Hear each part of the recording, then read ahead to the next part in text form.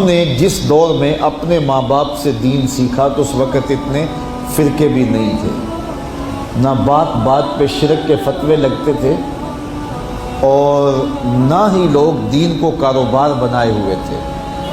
اس وقت کوئی کھڑا ہو کے نعت بھی پڑھتا تھا تو اس کی آنکھیں بند ہوتی تھیں اور تصور مدینے کی گلیوں کا طواف کر رہا ہوتا تھا، اور اگر کوئی پیر طریقت تھا تو اس کا مقصد مخلوق کو اللہ تک پہنچانا تھا، لوگوں کا دل اپنی جانب موڑ کے مائل کر کے اپنی جیب گرم کرنا مقصد نہیں تھا۔ اس وقت عالم دین لوگوں کی عقیدتوں کو سمیٹ کر کے، گھیر کر کے، اپنی عقیدت کے دائرے میں ڈال کر کے ان سے سطحی مفاد حاصل کرنے کا دھندا نہیں کرتے تھے۔ اس وقت عالم دین بندے کو گناہ سے نکال کر کے اللہ کی دہلیز پہ سجدہ ریز کرنے کا کام کرتے تھے۔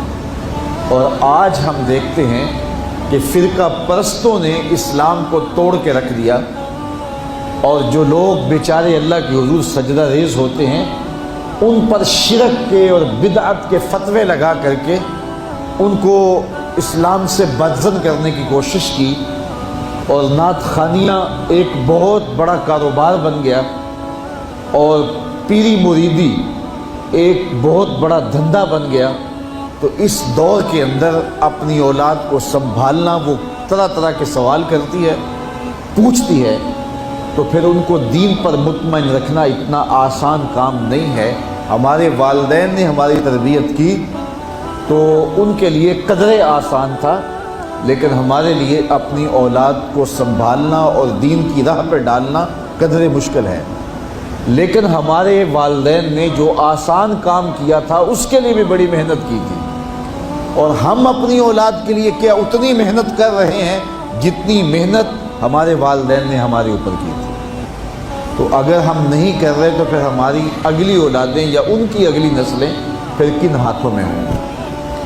تو اس لیے ہمیں خاص طور پہ سوچنا چاہیے۔ میں نے قرآن مجید کی جو آیت کریمہ پڑھی ہے اس میں ارشاد فرمایا، اپنے آپ کو اور اپنی اولاد کو دوزخ کی آگ سے بچا لو جس کا ایندھن انسان اور پتھر ہے۔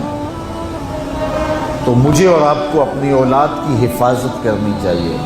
بعض اوقات ہم وطن چھوڑ کے یہاں آتے ہیں اس لیے کہ ہماری اولادوں کا مستقبل ٹھیک ہو جائے۔ ہم خود پردیس کاٹ لیتے ہیں، تنہائیاں کاٹ لیتے ہیں، اذیتوں سے گزر جاتے ہیں، لیکن اولاد راہ مستقیم سے بھٹک جاتی ہے۔ تو ہم نے ان کی دنیا کی زندگی کی تو سنوار دی، لیکن جو حقیقی ابدی اور سرمدی زندگی ہے جو کبھی ختم ہونے والی نہیں ہے تو وہ برباد ہوگی۔ تو ہم نے اپنی اولاد کا بھلا نہیں کیا ہے، اپنی اولاد کا نقصان کیا۔ تو ہمیں چاہیے کہ ہم اپنی اولادوں کی حفاظت کریں، اور اولادوں کی حفاظت کیا ہے؟ ان کے اخلاق اچھے ہوں، ان کا کردار خوبصورت ہو، ان کے دین کی حفاظت ہو، اور وہ ایک صالح، سچے اور کھرے مسلمان کے صورت اپنی زندگی گزارنے کی مشق کریں، اور اس کا عملی نتیجہ ہماری آنکھوں کے سامنے ہو۔ میرے حضور نے ارشاد فرمایا کہ اپنی اولادوں کو 3 چیزیں سکھاؤ۔ پہلی چیز حب نبیکم، اپنی اولاد کو نبی کریم علیہ السلام کا پیار سکھاؤ۔ دوسری چیز وحب اہل بیتہ، اور حضور کے اہل بیت کا پیار سکھاؤ۔ اور تیسری چیز وتلاوت القرآن، انہیں قرآن مجید کی تلاوت کرنا سکھاؤ۔ یہ 3 چیزیں آپ اگر بچپن سے ہی اپنی اولاد کے اندر داخل کر چکے تو پھر آپ کامیاب ہوئے۔ یہ بات ذہن میں رکھیے کہ ہم اس وقت متوجہ ہوتے ہیں اولاد کی تربیت کے لیے جب وہ ہمارے ہاتھ سے نکل چکی ہوتی ہے۔ ہمارے گھروں میں ہماری صبح کا آغاز قرآن مجید کی تلاوت سے ہو تو پھر خیر و برکت کے قافلے ہمارے گھروں میں اتریں گے۔ قرآن ہماری زندگی کو بدلنے والی کتاب ہے۔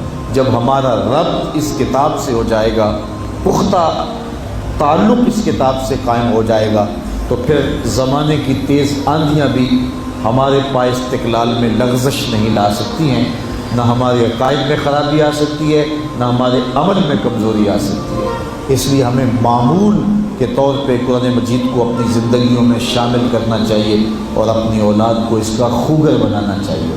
ایک زمانہ تھا کہ ہر گھر میں صبح کو قرآن کھلتا تھا، اور آج وہ دور ہم سے چھوٹتا چلا جا رہا ہے۔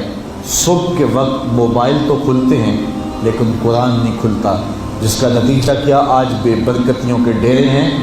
کثرت مال کے باوجود بھی ہم بے برکتی کی بات کرتے ہیں، اس لیے کہ ہمارے گھروں میں قرآن مجید کا چراغاں نہیں ہے۔